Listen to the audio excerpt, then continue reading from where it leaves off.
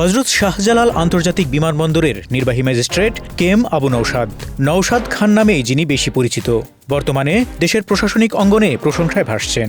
দায়িত্ব নেয়ার অল্প সময়ের মধ্যেই বিমানবন্দরের দীর্ঘদিনের দুর্নীতি, অব্যবস্থাপনা ও সিন্ডিকেটের বিরুদ্ধে তার দৃশ্যমান এবং সাহসী পদক্ষেপ সাধারণ যাত্রী এবং প্রবাসীদের মধ্যে নতুন আশার জন্ম দিয়েছে। সামাজিক যোগাযোগ মাধ্যমে তাকে কেউ বিমানবন্দরের ফাটাকেষ্ট, কেউ আবার ত্রাতা হিসেবেও অভিহিত করেছেন।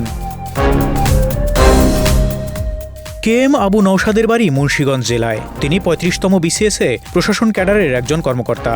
বিসিএস এর মাধ্যমে প্রশাসনে যোগদানের পর তিনি মাঠ প্রশাসনের বিভিন্ন গুরুত্বপূর্ণ স্তরে দায়িত্ব পালন করেছেন। সততা, দৃঢ়তা এবং জনস্বার্থকে অগ্রাধিকার দেওয়ার কারণে শুরু থেকেই তিনি সহকর্মী ও সাধারণ মানুষের মধ্যে আলাদা পরিচিতি গড়ে তুলতে সক্ষম হন। প্রশাসনিক জীবনের শুরুতে তিনি কুমিল্লা জেলার তিতাস উপজেলায় সহকারী কমিশনার ও নির্বাহী ম্যাজিস্ট্রেট হিসেবে দায়িত্ব পালন করেন।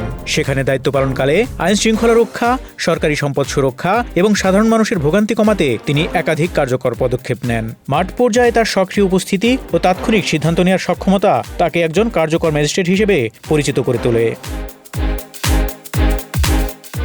পরবর্তীতে যশোরের অভয়নগরে দায়িত্ব পালনকালে সরকারি রেন্ট্রি গাছ অবৈধভাবে কাটার ঘটনায় রাজনৈতিক প্রভাব উপেক্ষা করে ব্যবস্থা নেওয়ার মাধ্যমে তিনি ব্যাপক আলোচনায় আসেন। সে সময় উপজেলা আওয়ামী লীগের প্রভাবশালী নেতার বিরুদ্ধেও তিনি কোনো আপোষ করেননি। একইভাবে বাগেরহাটের কচুয়া উপজেলায় উপজেলা নির্বাহী কর্মকর্তা হিসেবে দায়িত্ব পালনকালে শান্ত সবুজ কচুয়া গড়ার উদ্যোগ গ্রহণ করেন। পরিবেশ বান্ধব উন্নয়ন ও মানবিক প্রশাসনের কারণে স্থানীয় জনগণের মধ্যে তার গ্রহণযোগ্যতা এতটাই বেড়ে যায় যে তার বদলি আদেশ প্রত্যাহারের দাবিতে সাধারণ মানুষ মানববন্ধনে নেমে আসে।